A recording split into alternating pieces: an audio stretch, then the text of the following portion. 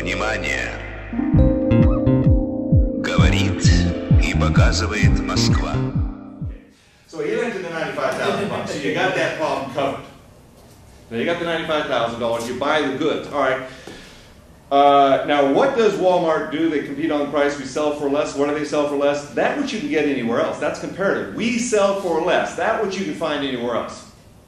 You can find it down the street at Target. You can find it here. You can find it there. They're going to sell it to you less. So what are you selling? D-cell batteries, flashlight batteries. Well, where'd you get these flashlight batteries?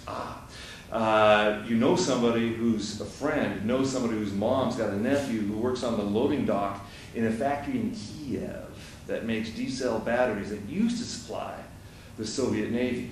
Well, there is no Soviet Navy anymore. So these people have production capacity, but no customers. So with this most excellent connection, they're going to get these batteries to Walmart. And they got a great price, so Walmart gives them the order.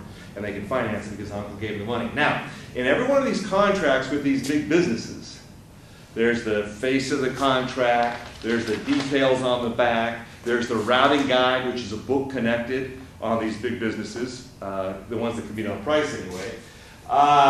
And one of the contracts that's legally binding on you and the seller, that you accept the term of the contract, is if anything goes wrong between Kiev and Bentonville, Arkansas, in this transaction, Walmart can knock you aside, go directly with no recourse to you. You're out of the picture.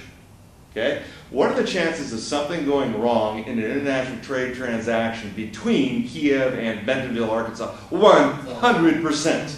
Every single transaction has a problem. The problem with selling to these guys is it manifests about the time the goods are sitting on the dock in Oakland, California.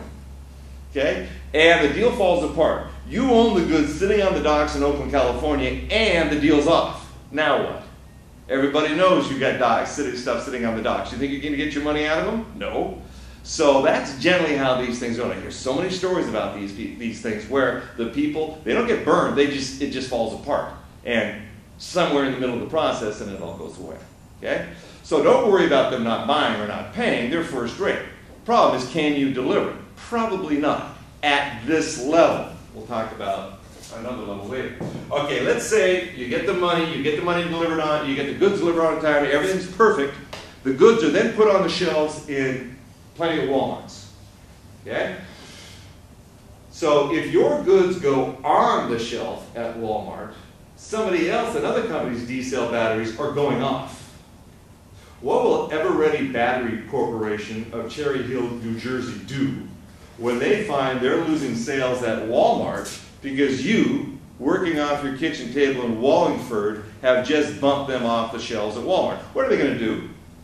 Well, they're going to do what they have to do, of course. They're going to lower the price. They're going to buy the factory in Kiev. They're going to do whatever they have to do to make you go away, right? Okay. So trying to go to that level, trying to go up at that level is dangerous. It's like watching Michael Jordan play basketball and say, that looks easy. It looks easy when he plays basketball, right? And you're saying, I can do that because that's easy. And then you run out onto the court and steal the ball or try. Maybe even worse. How long? What if this guy accidentally bumps into you? They'll kill you. They're huge, they're powerful, they're strong. They move fast and hard, just like being out there. You're running with elephants. Okay? No, you don't want to do that. They'll crush you real quick. We don't have the economies of scale. Econ 101, the more you make, the lower the per unit cost to make enough to get the price low enough. Part one. Even if you do, by getting a great price overseas, we don't have the economies of scale in distribution. We pay a lot more to move things at the small business level than they do at the big business level. We don't have the economies of scale in finance.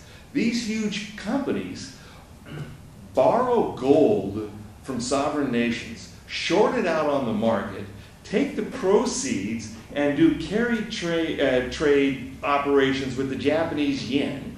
So that 3% is pure cream on top of this cake. Icing on the cake. Now, what I went through, I don't even understand, even though it's been explained to me 100 times. I still don't understand what I just ran through there, but it's been explained to me. We can't do it.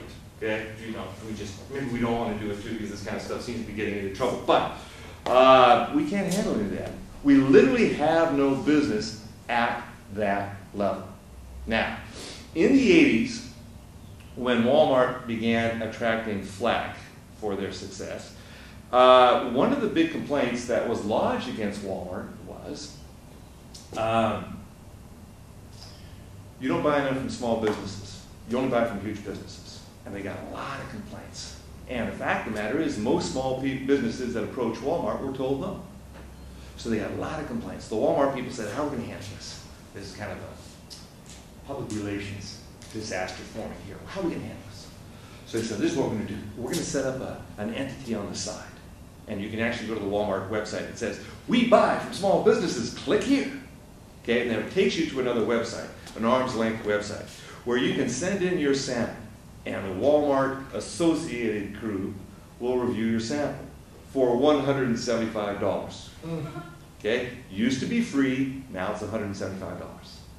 Foreigners, or people overseas, can have it done for $195. Why it costs $20 more to have somebody look at something from overseas? I don't know, but there you are. So, so looking at this, doing a little research, I said to this entity, how many of these people who send in products get a yes? I said, well, about 8. 92 out of 100 get no after they've cashed the $175 check, but 92 out of 100 get no. And I said, okay, of the 8 that get yes are now for the first time sent into a Walmart buyer. That's the first time. Okay, how many of those get an order?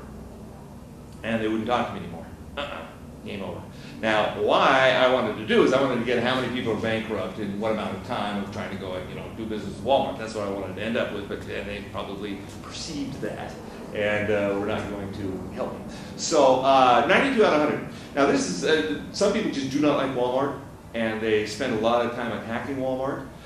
But note what happens when you attack Walmart, where they just before said no, they still say no, but now, because they were attacked, they get $175 for every no they say. They get $175 for the yeses too. So if you don't like Walmart, ignore them. Okay? It's just a strategy. Okay, so that business can't compete on price. It's not going to work for us in America at the small business level. If we can't do that, is there another basis upon which we compete? Quality. Quality is very important. Anything else? Rarity of the item. Very good. Something that they don't have. Very good. Anything else? Networking, advertising? Compete on advertising? Our ads are better than your ads? It's not ads, but I mean, I don't know, networking, I guess. So through marketing. Yeah. Some sort of marketing. Marketing will make the product sell. Right. Okay. Personal, like having personal relationships with your buyers, like. Okay. So it's Okay. basically being. An in. An in. Yeah, I was gonna say like a niche. Connections. Niche. Okay. That gets kind of in the uniqueness. Okay. One thing that I'm searching for that I haven't gotten is somebody said quality. And the other one was service. Quality and service. Okay. Those are not competitive items and cannot be competitive items. You cannot compete on quality. You cannot compete on service. Why not? Because they're not competitive items. They're standard items. Is there a quality level at Walmart?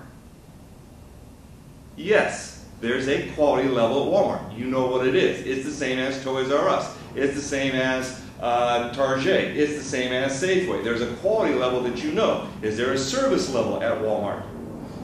Yes. Yes, there is, and you know what it is. And if it's not there, and you walk into a JCPenney and you don't get the quality level or service level, you stop going, and they start going under. Okay? It's not a competitive item, it's a standard item. The trick is not to try to compete on that. The trick is to learn what it is for your industry and adopt it exactly. And about week 3, I'll show you how you find out exactly what the quality level and the service level is for your industry, therefore you adopt that as exactly yours. So we'll cover that later. So let's get back to what is the essential competitive basis. And yes, niche or design or creativity or innovation or